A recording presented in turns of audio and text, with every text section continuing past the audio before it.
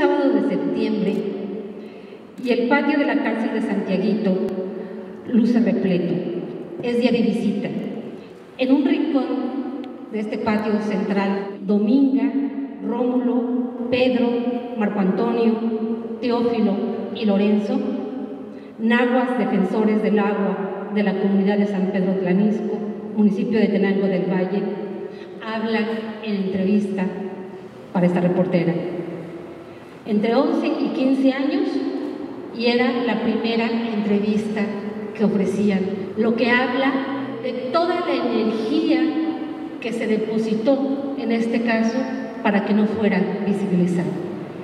Condenados apenas de entre 50 y 54 años, de las que vamos a hablar durante este foro, pero vamos a hablar primero del contexto de este encarcelamiento, todo lo que ocurrió aquel 1 de abril del año 2003 en la comunidad de San Pedro Tlanisco.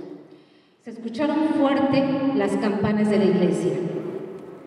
Como suenan estas campanas en todos los pueblos cuando hay alguna urgencia o algo importante que quiere compartir la comunidad. A mediodía ingresaron a su territorio 11 empresarios floricultores del municipio vecino de Villa Guerrero, quienes cuentan, los testigos, con insultos y agresiones físicas, acusaron a la comunidad de ensuciar el agua del río. Al repique de las campanas acudieron más de 300 personas para defender el agua que los empresarios les disputan desde el año 2002. En la parte conocida como El Salto, los floricultores, dicen los testigos, atacaron verbalmente a la población nahua, indios pendejos, les dijeron. Y en medio de una acalorada discusión, señala la defensa del caso, el ingeniero Isaac Basso, el líder, cayó en una barranca, lo que le ocasionó la muerte. Y de esta muerte culpan a los 6 indígenas, casualmente no a cualquiera de los 300, sino a los 6 defensores del agua. Se rompió, como lo pudo constatar la Organización de las Naciones Unidas, el tejido comunitario, la defensa del agua. Para tocar este tema y lo que representa para los pueblos indígenas la defensa de la misma, vamos a darle la palabra a un gran amigo, compañero, abogado, escritor, columnista, historiador mixteco, Francisco López Bárcenas. Quisiera comenzar leyendo un texto que hace mucho tiempo escribió Adolfo Gili, 1995. Dice así, es un texto dirigido al general Lázaro Cárdenas, y dice así: mi general, tengo la pena de comunicarle que hemos perdido una guerra y el gobierno mexicano ha firmado un tratado de rendición, que por este tratado queda hipotecado el subsuelo mexicano y en especial los recursos naturales, que las decisiones y los proyectos económicos de este país, conforme a las draconianas estipulaciones de ese tratado, quedan bajo el riguroso control del gobierno de los Estados Unidos y su Departamento del Tesoro. Es un parte de guerra que Adolfo Gili, historiador mexicano, asumiéndose como soldado de la patria, creo, le dirige a un general ya fallecido, Lázaro Cárdenas, pero uno de los pocos hombres que defendió los recursos naturales de este país. Me parece interesante el texto porque hay que asumir que esto es una guerra. Primero, hay que asumir que el tratado ya está firmado, pero sobre todo hay que asumir que los dirigentes entregaron la plaza sin combatir, pero la tropa sigue luchando. Y de la tropa es de la que vamos a hablar ahora. Estamos aquí decía porque estamos exigiendo que liberen a nuestros compañeros. Nuestros compañeros tienen el delito de haber defendido los recursos naturales. No cualquier recurso natural, el agua. No se necesita ser experto en nada para saber que si no hay agua, no hay vida. Pero tratándose de agua de pueblos indígenas, es más que eso.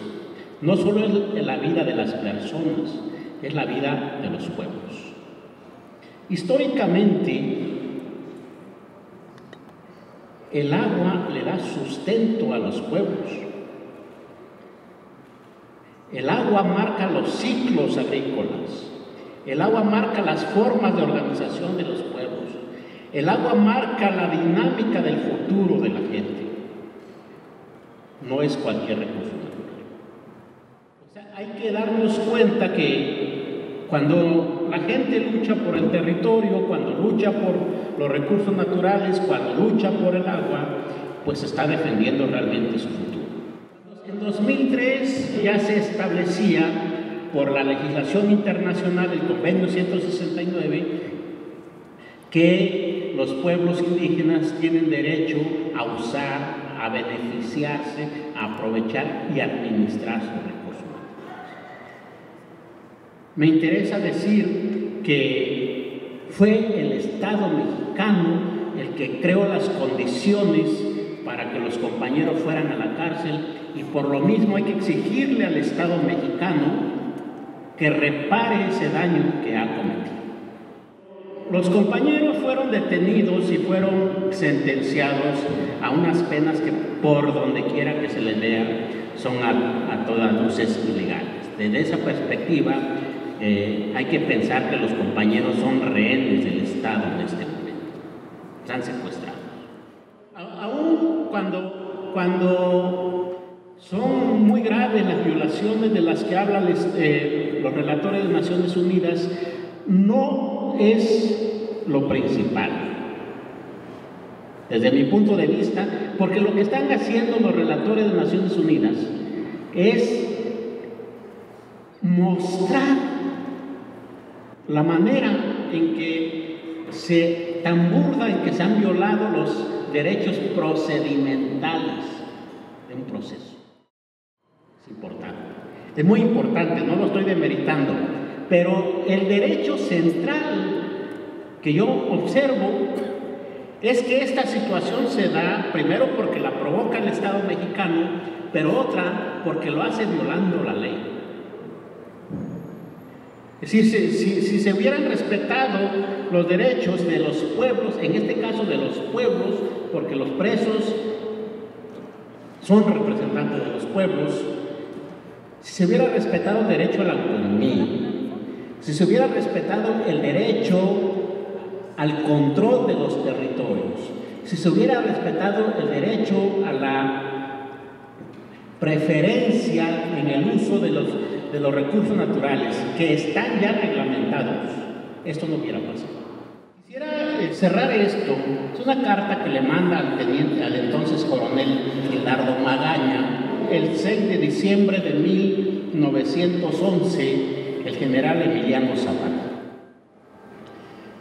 Yo, como no soy político, no entiendo de esos triunfos a medias, de esos triunfos en que los derrotados son los que ganan, de esos triunfos en que, como en mi caso, se me ofrece, se me exige, dice que después de triunfante la revolución salga no solo de mi estado, sino también de mi patria.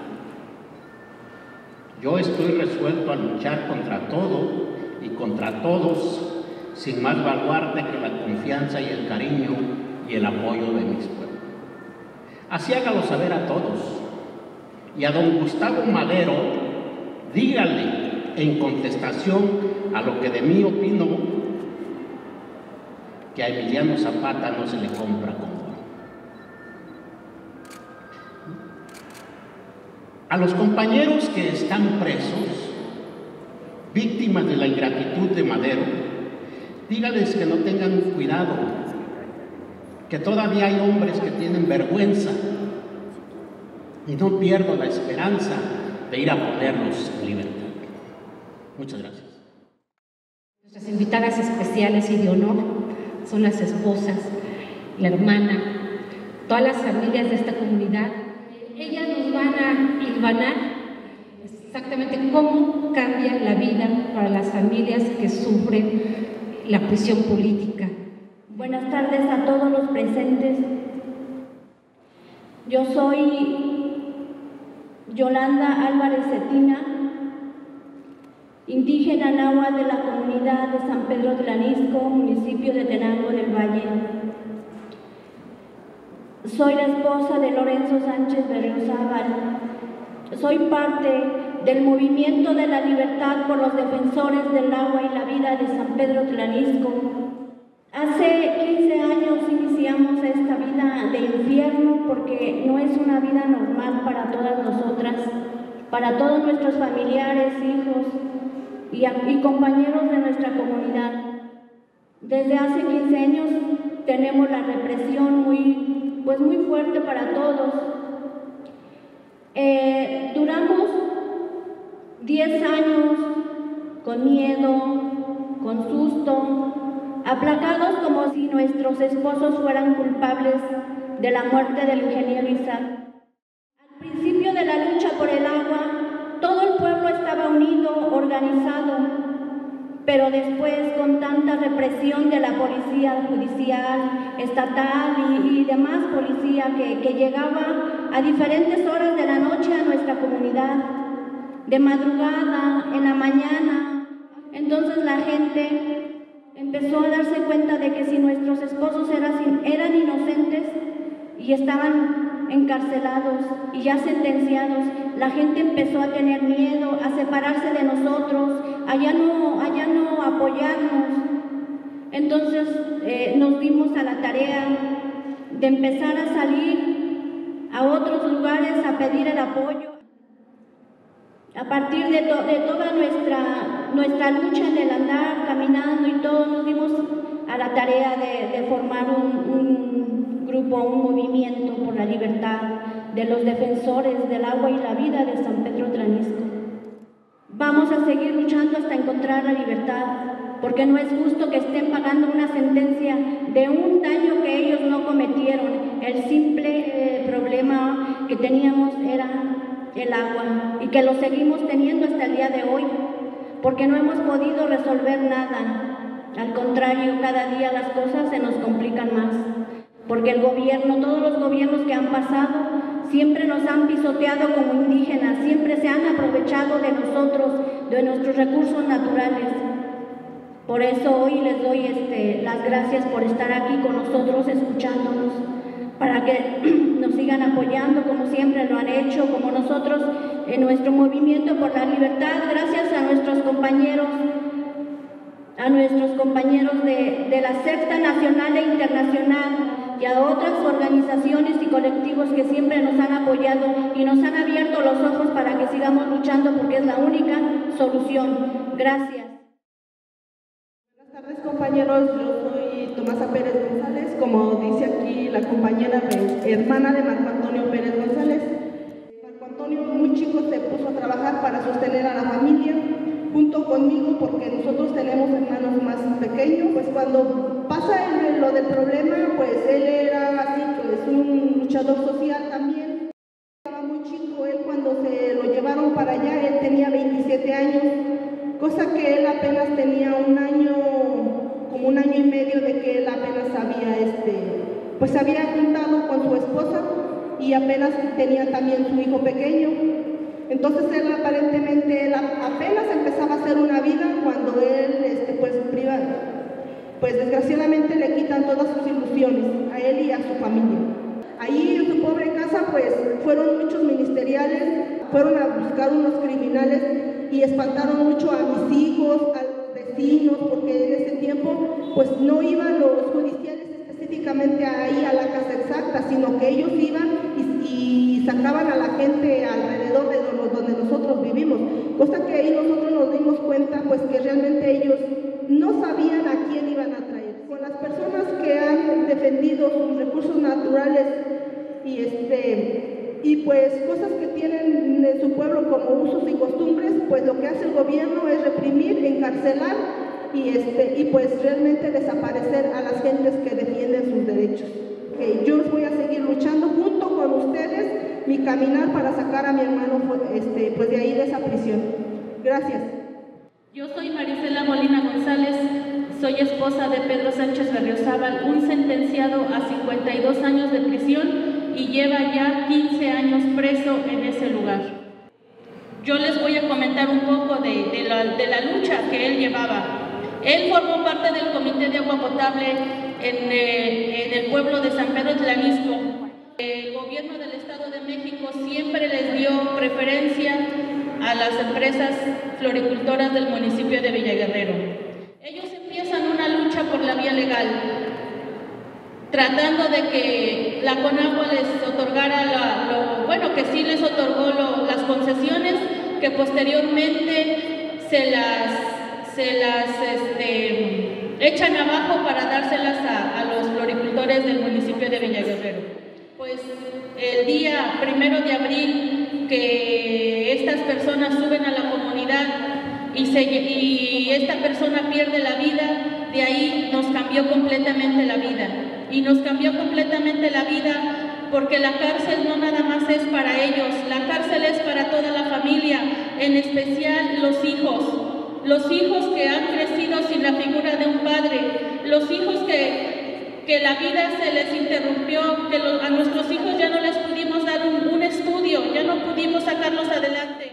Nosotros les agradecemos de antemano a todos los que están aquí presentes, les agradecemos su lucha, su esfuerzo, porque solamente así lo vamos a lograr sacar a nuestros familiares, porque por la vía legal no se puede, señores, por la vía legal las leyes para los pobres no existen, las leyes están hechas nada más para la gente de arriba, para esos jueces, esos magistrados, ese gobernador llenos de corrupción, llenos de querer saquear todo lo que está a su alcance, sin importar tener encarcelados, sin importarle mandar a desaparecer la gente. Toda la justicia no existe para nosotros los de abajo. Yo estoy muy agradecida con la ONU, con ese gran comunicado que sacó el 31 de octubre, porque gracias a eso se nos abren las puertas para el gobierno que ha hecho creer que somos delincuentes de alta peligrosidad, que somos terroristas. No es cierto, señores, somos personas que hemos luchado por nuestros recursos naturales y nuestros familiares están encarcelados y sentenciados a esas penas por el simple hecho de ser defensores del derecho humano al agua, por el hecho de ellos querer un bien para nuestras futuras generaciones. Gracias. Dominga González Martínez, de 61 años, es chaparrita y morenita. Dos características que la tienen presa. Un hombre dijo que una mujer morenita, chaparrita y con chapitas, que había estado ese día en el Salto. El juez, y así lo dice el acta, la detuvo por morena y chaparrita. Fue detenida desde hace 11 años en un operativo en el que recuerda la violencia y la tortura ejercida por más de 100 judiciales armados frente a esta mujer. 100 judiciales armados, un convoy de patrullas y todo un acto, ese sí, de terrorismo de Estado. Vamos a dejarle la palabra. Lleva muchos casos del Estado de México en defensa del agua de muchas comunidades y en especial desde hace algunos años la defensa de 5 de los 6 presos que están en Tlanisco.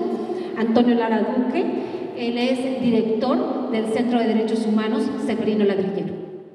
Miren, compañeros, compañeras, habría que, algunos ya les hemos platicado en qué se levanta la sentencia de 50 años. Primero, muy puntualmente, les diría el aspecto de violaciones al debido proceso. Uno, los 12 testigos que presentaron cargos en contra de los presos lo hicieron no el 1 de abril, Tampoco lo hicieron el 9 de abril, que fue una segunda declaración. En esas dos declaraciones dijeron no haber visto nada. Sin embargo, mágicamente, el 15 de abril, y así lo refieren en el expediente, derivado de nuestras propias investigaciones, ya sabemos quiénes son los que cometieron el crimen. Y dieron una serie de nombres, pero que se imaginarán, los nombres correspondían a los compañeros y compañeras más visibles del pueblo. Después se supo, derivado de los careos, etc., ¿saben cómo obtuvieron los nombres? Simple y sencillamente, proyectaron fotos y videos de las reuniones, de las asambleas, de las marchas, de las reuniones con las autoridades, y dijeron, él es Pedro, él es Teófilo, él es Marco, y así fue como con todos y cada uno fueron obteniendo los nombres. Y eso les generó errores. Ahí les van los 3 graves errores que el juez no consideró. 1, mencionaron a un profesor de haber participado en los hechos, pero resulta que el profesor estaba dando clases en la ciudad de Toluca, lejos del pueblo. Obviamente solo bastó con presentar la constancia de trabajo para decir yo no estaba aquí, estaba dando clases. Y como se la sacaron los testigos de cargo, los denunciantes, lo confundimos con su hermano. Es que se parecen mucho. Vamos, alguien podría decir, eso es una confusión. Vamos, ahí les va la segunda confusión. Dicen que Pedro Sánchez y otro compañero, entre los dos patearon al hoyo Oxiso y fueron los que le generaron las lesiones, no la caída, fueron ellos. Pero resulta que el otro compañero tenía meses, prácticamente un año, que había perdido la capacidad de caminar. Totalmente estaba discapacitado para caminar. Y aún así dijeron que lo había pateado. Y si esto no es suficiente, la joya de la corona en este aspecto fue que denunciaron a una persona que tenía un año que había fallecido. Dijeronlo, también participó en los hechos este señor. Bastó con llegar con el acta de defunción. Era imposible, salvo su fantasma, que estuviera presente. Y eso el juzgado dice que son errores accidentales. Bueno, es una equivocación, una nimiedad. Así lo dijo. Segundo, y es la parte que hoy quisiera resaltar un poco más, es el tema de las observaciones que los compañeros hicieron en términos de derecho indígena.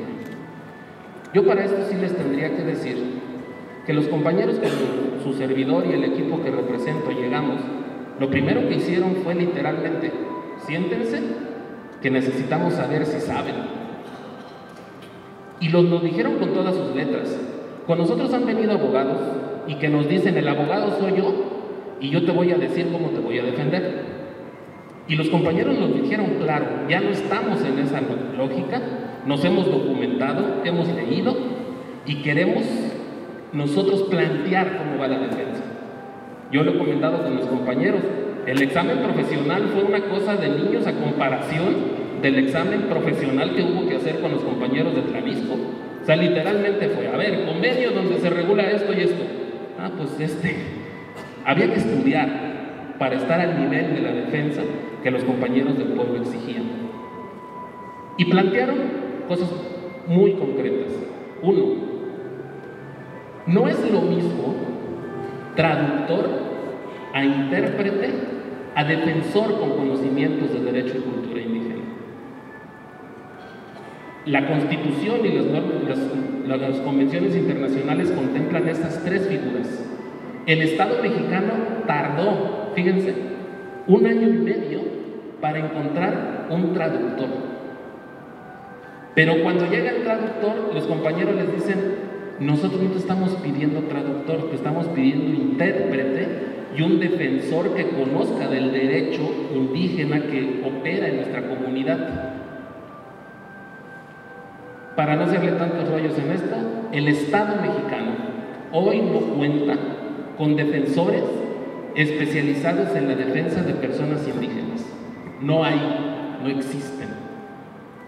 Si acaso cuenta con traductores. Algo importantísimo para los compañeros del pueblo era demostrar que lo que había ocurrido en el pueblo fue un ejercicio de la comunidad y no de ellos. Es decir, siempre se insistió gubernamentalmente que ellos son los liderazgos. Y fíjense lo que dicen los compañeros. Nada más que, aunque nosotros no hubiéramos estado en el pueblo, la comunidad decide de forma colectiva defender cuando hay sonido de campanas. Y porque las campanas suenan de esta forma, hay que salir. Y aunque ustedes no me lo vayan a creer, el juez no entendía que tenía la obligación de admitir pruebas con perfil indígena, pericial antropológica y peritos prácticos. Concretamente, un antropólogo que hiciera un estudio qué ocurría en el pueblo, y sobre todo los peritos prácticos no entendían que no le estábamos ofreciendo testigos, te estamos ofreciendo personas que te van a decir cómo funcionan los usos y costumbres en esta comunidad. ¿Y quién mejor que quien practica esos usos y costumbres? El juez decía, esto no procede, porque no son testigos, no estuvieron en los hechos, no me van a decir nada de los hechos, no, te van a decir cómo funciona el pueblo. Y esa fue una pelea constante en el juzgado. Por fin se ingresan las periciales prácticas y la pericial antropológica, y hasta ahí los compañeros dijeron, se hizo estratégicamente lo que nosotros necesitábamos aumentar. Llega la sentencia, y también quiero destacar esta situación de la sentencia, casi redondeando. Destaco dos cosas. Ya se dijo la situación de doña Dominga, que sobre todo la vinculan por ser morena y chaparrita, pero les van otras dos joyas de esta sentencia. El juez dice que no son del todo indígenas. Habría que decir que en 1500 hojas que compone la sentencia, nunca se refiere a ellos como personas indígenas. Nunca. Siempre los llama los justiciables, los sentenciados, pero jamás se refiere a ellos como personas indígenas. Pero voy a esto. El juez en su redacción insinúa que no son del todo indígenas porque estudiaron. Ellos refirieron haber ido a la primaria y a la secundaria, y entonces esos conocimientos, dice el juez, evidencian que tienen acceso a la cultura occidental, y entonces eso no los hace del todo indígenas, salvo doña Dominga, que ella sí lo estudió. Pero los demás, como estudiaron un poquito, medio ya no les cree tanto que son indígenas, porque habría que decir que se engancha a que cuando fueron detenidos, a los compañeros se les preguntó de qué etnia son, y los compañeros, hay que decirlo con todas sus letras, dijeron no. Y después nos dicen, pues es que yo no entendía a qué se refería con etnia. Nos dijeron, ¿de qué etnia eres? Yo pensé que me estaban diciendo si era de un grupo criminal o de una logia masónica o alguna sociedad secreta. Pues no les entendí, mi respuesta fue no. Soy de Tlanisco. Ay, si eso te sirve, ¿no? Y entonces el juzgado dijo, ellos, además de que dijeron que no pertenecían a una etnia, medio estudiaron, y entonces ya no son tan indígenas. Y la segunda, que también es bastante delicada, como viene formulado en la sentencia, es que dice el juez que a la hora de la individualización de la pena, todos los presentes habremos escuchado, todas las presentes, que los jueces pueden imponer una pena mínima y una pena máxima. Que a nadie le quede duda que a los compañeros y compañeras de Tlanisco les fijaron la pena máxima que pidieron. La razón para esa individualización de pena, aunque no me lo crea, ya hasta parezco comercial de televisión, aunque usted no lo crea, pero así es. Dice el juez que merecen la pena máxima suma por otras dos razones. Dijeron defender el agua y eso les perjudica. Y la segunda, dijeron ser indígenas y eso les perjudica. Y entonces a la hora de hacer la suma, el único beneficio, entre comillas, como para reducir la pena, era para doña Dominga por no tener estudios. Fuera de eso, todo lo otro les perjudicó para tener la sentencia que hoy tienen, de 50 años de prisión. Yo quisiera bajar con últimos comentarios que creo que es muy importante colocar, porque de alguna forma nos ha tocado funcionar como su comunicación constante de los compañeros presos hacia afuera. Lo primero es que habría que decirles, que algunos de ustedes lo sabrán, dos frases que se enarbolaron son la sentencia racista y no me quiero morir en la cárcel. Creo que es muy importante este momento para decir, esas frases, compañeros, no se las inventó la organización que acompañamos a los presos. Fueron frases que se dijeron en el momento y momentos posteriores cuando los notificaron de la sentencia. Les platico, doña Dominga y Marco Antonio reciben la sentencia juntos. Caminan, cada quien se va a su celda. Lo que me dice incluso doña Dominga es que ella decidió acostarse. Ustedes se imaginarán el impacto emocional de que te digan que eres culpable de un delito que no cometiste y tantos años de prisión. Dice que decidió dormir y que ella abrió los ojos y que calcula que serían como las 4 de la mañana y que allí ella sola se repitió 50 años. ¿Quieren que me muera aquí? Y ahí viene un momento que nosotros creemos es mágico en los defensores y las defensoras. Dice que decidió sentarse en donde duerme y que dijo, tengo de dos, lloro, me derroto o salgo adelante. Y entonces ella dijo la frase, no me quiero morir en la cárcel. Y como no se quiere morir en la cárcel, están peleando por salir. Y cuando leen la sentencia, y ya les dije esas cosas que dice, entre todos concluyeron, esto es una sentencia racista.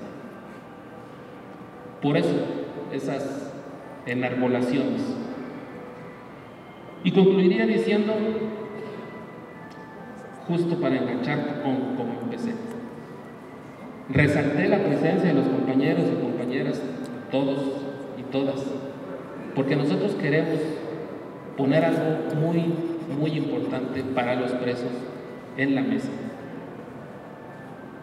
La libertad se logra y se logrará gracias a la intervención, participación, involucramiento de todos los esfuerzos, pequeños, medianos, grandes, de todos los presentes y de muchos otros y muchas otras que a lo largo y ancho del país y ahora en otros lados del mundo hay gente que desde Rusia, desde Alemania, está mandando su foto, imprimiendo la imagen de los compañeros de Tlanisco y diciendo, libérenlos. Eso está pasando desde ayer, lo hemos notado. Y es muy importante decir esto porque hay un contexto que se habla de la libertad de presos políticos. Y sí, y qué bueno que todos los presos políticos salgan.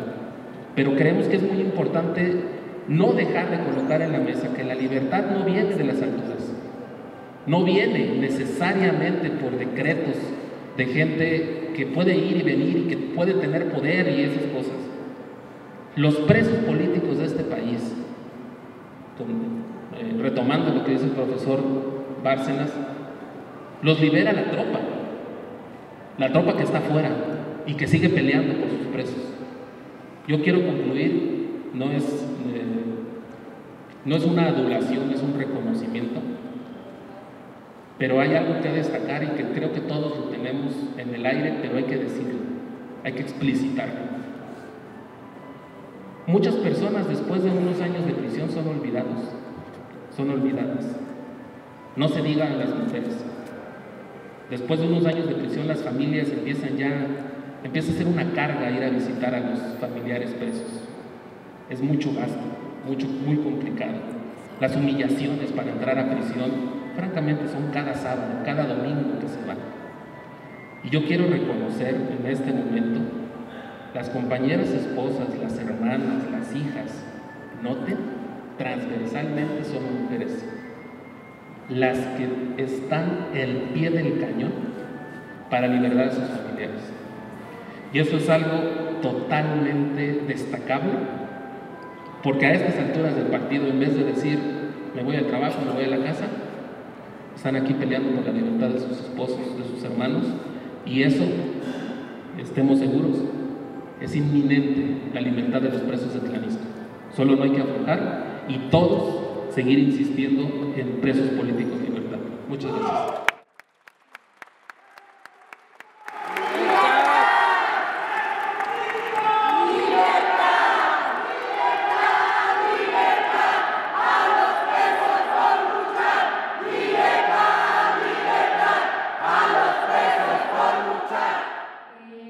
Tenemos ahora la participación de Germán Bellinghausen. Él es director, fundador del suplemento Hojarasca. Él es escritor, es reportero de La Jornada también, museo, y un acompañante de muchos de los procesos de las luchas indígenas en el país. En todas estas historias, como la de los hermanos de Tlanisco, hay un modus operandi del Estado que yo no dejo de considerar criminal. Siempre son culpables hasta que no demuestren lo contrario. Yo creo que vale la pena también diferenciar que una cosa son los presos políticos y otra cosa son los presos políticos de comunidades indígenas. Este caso ilustra casi como de manual el peor modus operandi del Estado mexicano. El puro hecho de ser indígena es una desventaja tremenda. Y luego tienen estas sentencias que son sentencias a muerte, es decir, se van a morir en la cárcel. Y crea una serie de cosas que tenemos que tener presentes, porque si este nuevo gobierno pretende hacer algunas cosas distintas, esta es una cosa que tiene que enfrentar directamente. Seguramente los abogados, la gente de la ONU, los periodistas saben que en realidad cada vez que uno conoce historias de presos políticos indígenas, siempre hay una historia de tortura, a veces muy grave, es decir, la práctica de la tortura es sistemática, y es en Oaxaca, en Chiapas, en el Estado de México.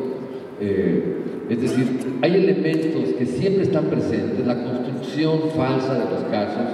En México la justicia en todos estos años recientes se ha impartido por consigna, y todos estos presos, como los de Tlanisco, son ejemplares para el sistema. O sea, necesitan escarmentarlos especialmente. En este caso, además, hay un componente adicional de venganza. ¿Por qué? Porque estamos hablando de uno de los estados del país donde tiene una importante población indígena y donde la población indígena está más fregada. No pueden hacer nada. El poder quiere algo que ellos tienen, porque los pueblos indígenas, pero son los que tienen la tierra, los que tienen el agua, y son los que piensan defenderla. Los demás no tenemos todo eso. Los pueblos en todo el país siguen por eso siendo una barrera contra la pérdida total de los recursos y de la soberanía nacional. Está en estos pueblos, porque además tienen una conciencia adicional de identidad, que a pesar de que los desfavorecen todo lo demás, los favorecen los términos de la lucha, porque da sentido a las luchas. Las luchas de los presos políticos son agotadoras, lo saben todos. Hacen daño no solo al preso particular, sino a sus familias, a sus pueblos, porque son historias que duran mucho.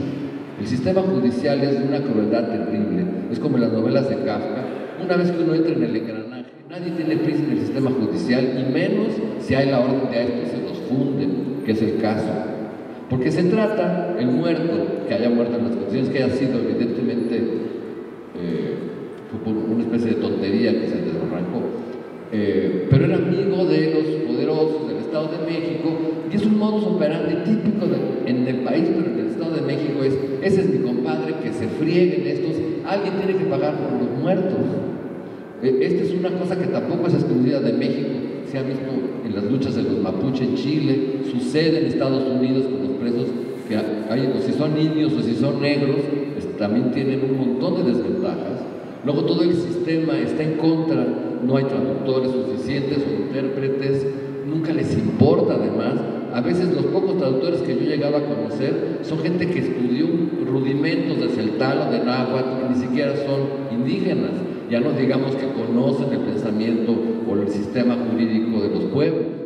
La forma de debilitar un movimiento es tener presos. Acuérdense de Atenco, de pronto estábamos llenos de presos y había que defender a los presos, es decir, la prioridad que era defender la tierra, de pronto se vuelve primero hay que sacar, porque además si uno no lo hace, pasa como con los de Tlanisco, que entonces sí la cosa se va a las décadas. Entonces es muy importante posicionar estos casos, porque además sí se puede ganar contra todo lo que puedo decir de tortura, de racismo, de desigualdad. Las leyes están todas mal hechas, además están en contra, hay consigna, hay un odio particular por el puro hecho de ser indígena o de venir de una comunidad. Yo viví muchos años trabajando con las comunidades de Chiapas y hubo un periodo de luchas de muchos presos en organizaciones de las cárceles, que eran La Voz del Amate, La Voz de Cerro Hueco, La Voz de los Llanos, que, para decirlo rápido, en un periodo no muy largo de años, el movimiento, que siempre es las ONGs, los pocos periodistas que aguantan, la gente simpatizante, los familiares, logramos liberar cerca de 50 presos políticos. El levantamiento zapatista creó una situación particular de atención a los pueblos. Si queremos cambiar el país, tiene que cambiar todo esto, que es una forma de hacer las cosas. Este caso, creo que lo que más destaca es la venganza de la burguesía y del capital contra las personas que se resisten. Admiro mucho el empuje que le están poniendo las familias, Gloria, que ha tomado este caso, porque uno se cansa, lo saben ustedes, dura mucho. Hay luchas que por lo menos uno tiene, estas son tan absurdas, la gente la abandona, los pueblos ya no quieren saber de la historia, ya llegó con su preso. No, ¿a poco no es así? Porque es muy desgastante y eso el sistema lo sabe. Es una construcción que yo considero criminal y creo que si este gobierno nuevo quiere cambiar las cosas, tiene que cambiar todo eso, toda esa construcción que hay, y que creo que en el Estado de México es donde era peor, porque la impunidad de poder en el Estado de México es total. O sea, finalmente se hicieron del poder, pero siempre han sido así. Entonces creo que este caso es muy ejemplar, es muy importante y hay que seguirle dando porque tienen que salir los presos de Tlanisco. Muchas gracias. Afortunadamente, hoy también está con nosotros Juan de Dios Hernández Monge, abogado de Lorenzo. De más de 180 testigos que declararon, además de los 11 que fueron testigos denunciantes que dijeron que eran víctimas del delito de privación ilegal de la libertad. De los más de 180, solamente el abogado de los floricultores es el que mencionó el nombre de Lorenzo Sánchez Berriozábal, y lo menciona con una serie de reticencias muy graves. Por ejemplo, en la primera declaración habla este abogado de que un señor Pedro Berriozábal fue el que había identificado por nombre al ingeniero Isaac Paso en el río. 3 días después, el abogado se presenta con una fotografía de un periódico de hacía 3 años atrás del periódico, y sin decir una sola referencia, un solo nombre, presenta el periódico y el juez lo agrega al expediente. 2 semanas después se presenta el mismo testigo, el abogado, y dice que ya no es Pedro Berriozábal, sino que ahora el que aparece tanto en la fotografía del periódico como el que él decía originalmente había identificado a Isaac Basso era Lorenzo Sánchez Berriozábal. Evidentemente hay una retractación del testigo cuando cambia de la noche a la mañana de Pedro Berriozábal a Lorenzo Sánchez Berriozábal. Pero esto el juez no lo considera como una retractación. Pero cuando el testigo, el abogado, se presenta en los careos, tanto procesales como constitucionales, y se carea con Lorenzo, dice el abogado: a este señor, a Lorenzo, no lo conozco, nunca lo había visto, que me lo presenten primero para saber de qué se trata. Bueno, a esta retractación del abogado es a la que el juez le da el carácter de retractación y dice que no hay ninguna justificación para esta retractación, por lo tanto queda firme el testimonio contradictorio de que había identificado a Lorenzo Sánchez Berriozábal. Podemos entender que en un universo de más de 100 tomos, más de 180 declaraciones, en donde hay una pericial de criminalística de campo, en donde se hizo el estudio pericial de todos los testimonios y resulta que uno solo es el que menciona a Lorenzo y además lo hace con reticencias, y a esto el juez, a este testimonio del abogado, el juez le da el valor probatorio pleno, a pesar de la retractación y ser el único testigo en ese sentido. En estos días está por concluir el plazo que tenía el juez para dictar la sentencia de la apelación. Estamos en la apelación y el Código de Procedimientos Penales del Estado de México habla de que por cada 50 fojas del expediente se agrega un día más de plazo para que, en este caso, el Tribunal de Alzada dicte la sentencia en la apelación. Estoy convencido plenamente de que si se aplicara la ley del Estado de México, el Código Penal del Estado de México, tal y como estaba vigente en ese momento, tendrían que haber dado ya la libertad absolutoria a los 6 compañeros, porque no hay una sola prueba de cargo en contra de ninguno de ellos. Son solamente suposiciones que hace el juez, que hizo primero el Ministerio Público, pero que ninguna está corroborada con ningún medio de prueba dentro del expediente. Entonces está ya en estos días por terminar el plazo para que el juez, el Tribunal de Alzada dicte la sentencia de apelación. Leía yo ayer en el periódico que la senadora por Morena, Néstora Salgado, está tramitando una ley de amnistía para los que llaman los presos políticos. Y ojo, en este caso los 6 compañeros de Tlanisco están acusados por una ley local. Y tendría que haber en todo caso una ley de amnistía del Estado de México, del Congreso del Estado de México, para que pudieran tener libertad los compañeros, porque no puede ser una ley federal de amnistía para delitos del fuero común que está en este caso en el Estado de México. Estoy plenamente convencido que Lorenzo Sánchez Berriozábal habrá de salir inmediatamente. Y por último, hay artículo expreso del Código de Procedimientos Penales del Estado de México que establece cuando ocurre un homicidio y el juez no sabe quién dio el aporte final para privar de la vida a esta persona, hay una corresponsabilidad y tenía que haber aplicado una penalidad de 10 a 12 años de prisión para todos los que hubieran sido señalados y que hubiesen tenido alguna prueba de haber estado presentes en el momento que se cometió el delito. Lo más cercano que hay al momento del homicidio de este Isaac Mazo es la declaración de un policía que lo comisionaron para que fuera al lugar y que al ir en el camino en la carretera se encontró a un niño como de 8 años de edad y el niño se acercó a la ventanilla de la patrulla y le dijo: me acaban de decir que alguien se cayó en el barranco. Es lo más cercano que hay en relación con el momento de la muerte de esta persona. Entonces, si no había elementos para señalar a alguien en particular y hay un grupo, en este caso de 6 más 2, que hay órdenes de aprehensión sin ejecutar, debió haber el juez aplicado esa regla genérica y aplicarles a todos de 10 a 12 años de prisión, lo que significaría que la sentencia estaría ya compurgada y los compañeros, aún en esas circunstancias, deberían estar ya libres. Muchas gracias.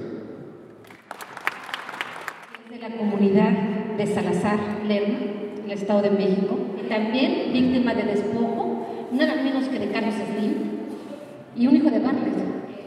Los que encabezan esta persecución no son enemigos menores. Buenas tardes, me presento, mi nombre es Marina Vilchis, soy hija de Gudberto Vilchis, preso político por defender la comunidad de Salazar, la tierra, y él es el representante de bienes comunales.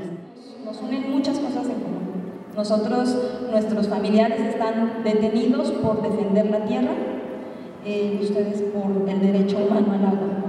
Entonces, y es todo lo que han comentado aquí, pues es al final, es parte de un sistema, del sistema que utiliza el Estado de México.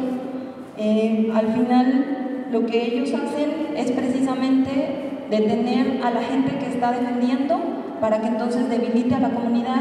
La comunidad de Salazar ahorita tiene miedo, por eso somos muchos y venimos pocos. Yo creo que igual le pasa a Tlanisco, ¿no?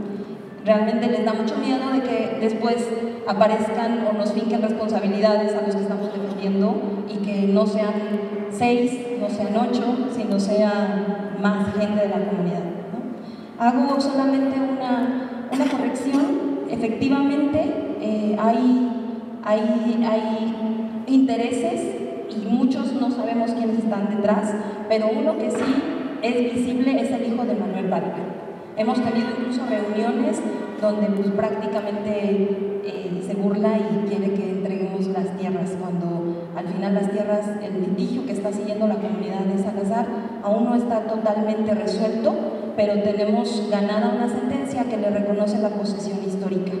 En el momento, dentro del proceso judicial que llevó la comunidad de Salazar, hubo un momento en el que a la comunidad de Salazar se le condenó a entregar todas sus tierras.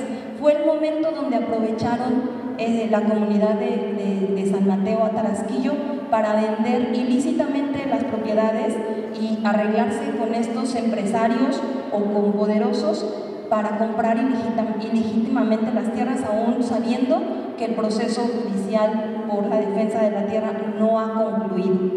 A raíz de eso, arman todo un esquema de delitos por un evento ocurrido en 2016 y el 31 de agosto de 2017, hace 14 meses, también con el mismo modus operandi, pero en la madrugada, llegaron más de 1.500 elementos. Ahí eran entre ministeriales, federales, hasta la Serena, hasta la Marina, que creemos, o armando un poco la investigación, sabemos que seguramente las llevaron con engaños, pero ahí estuvieron 1.500 elementos para detener a nuestros 8 familiares.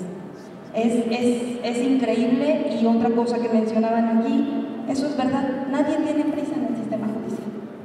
Ahorita, desde septiembre, estamos esperando que se haga una notificación para que podamos ir a audiencia intermedia. Una notificación para que cause ejecutoria el amparo de la medida cautelar que promovimos, y desde septiembre no ha podido hacerse esa notificación para que entonces nosotros podamos ir a audiencia intermedia y podamos continuar con nuestro proceso legal.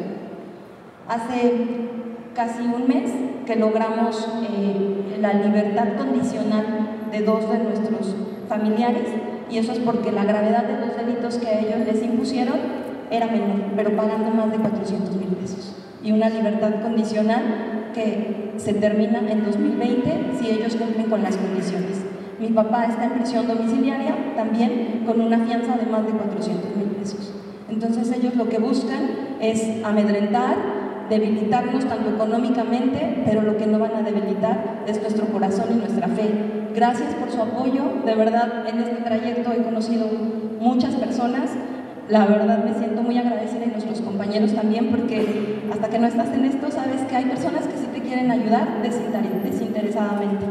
Yo les agradezco y exhorto a nuestro nuevo presidente, a la Federación, a que voltee a ver al Estado de México, a que hay muchas irregularidades y que por favor cumpla sus promesas, que realmente revise cada caso de presos políticos, que le dé el tiempo, porque seguramente muchos ya deberían de estar libres.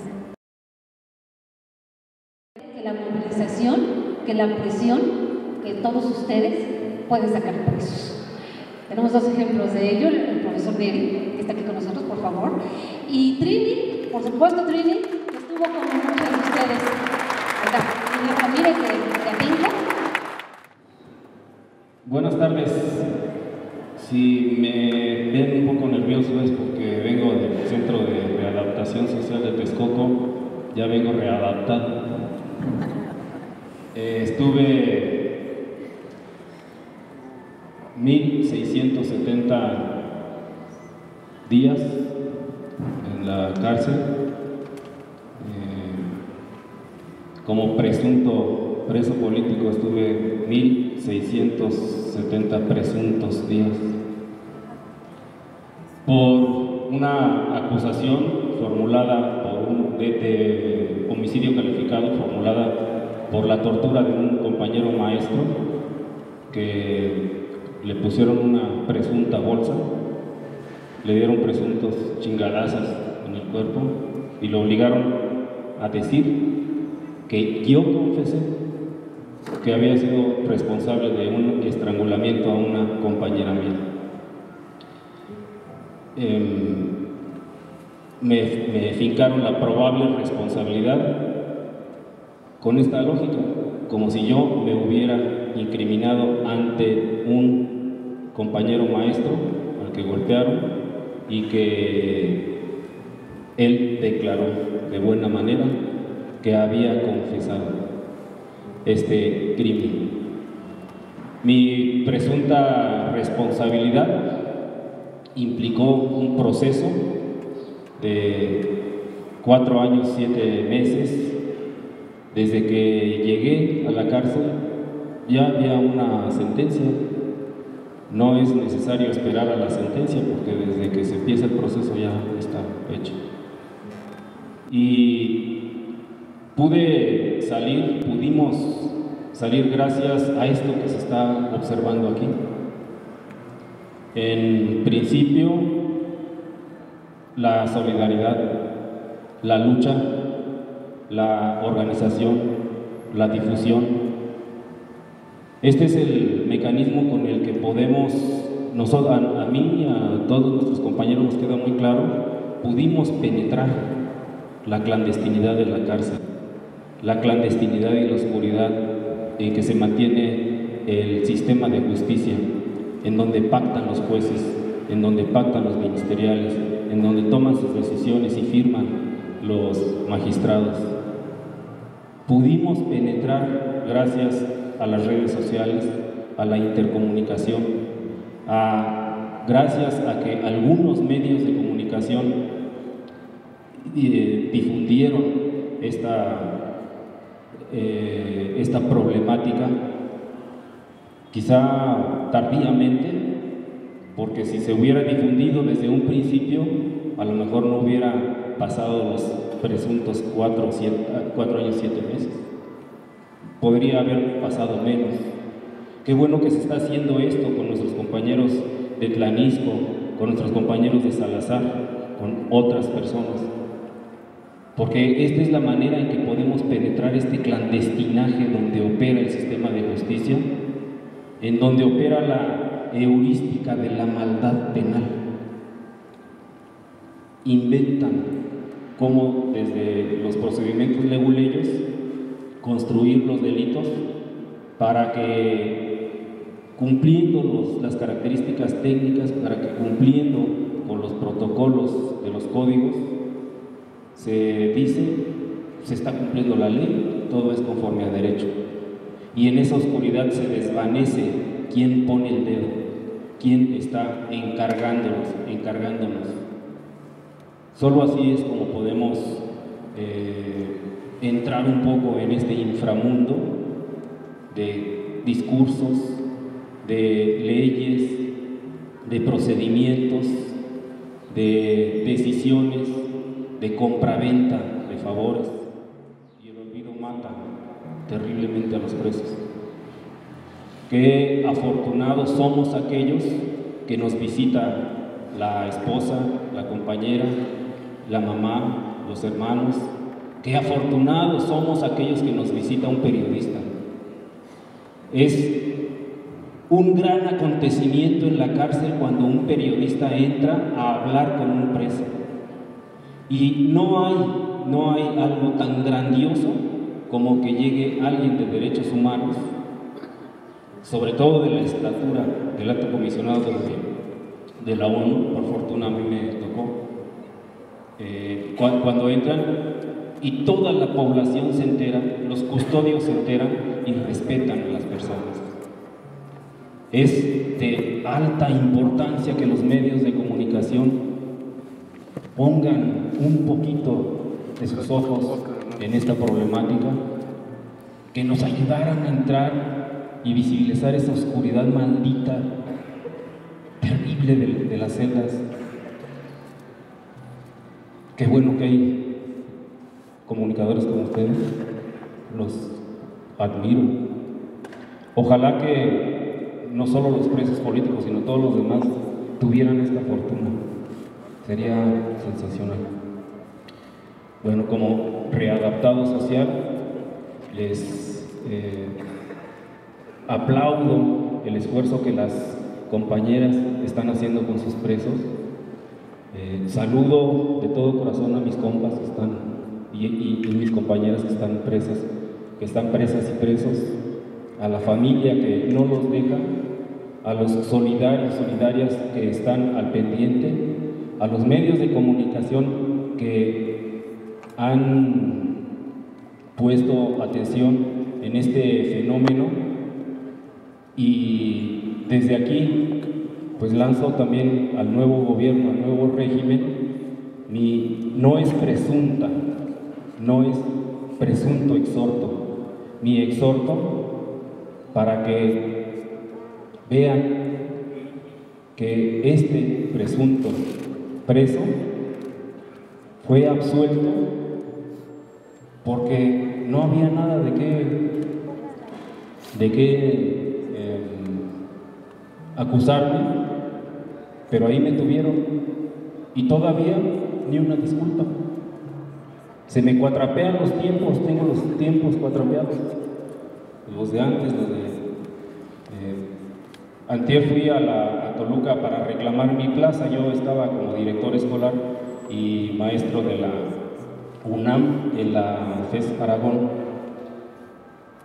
y me di cuenta que el funcionario, uno de los funcionarios, estaba encorvado, pelo cano, más flaco, y entonces me cayó el 20 de que ya habían pasado 4 años y medio. Pero él, como funcionario del gobierno, me dice: ¿qué pasó, Neri? Como si fuera ayer que me había visto. Fuerza, compañeros y compañeras, mucha fuerza. Gracias.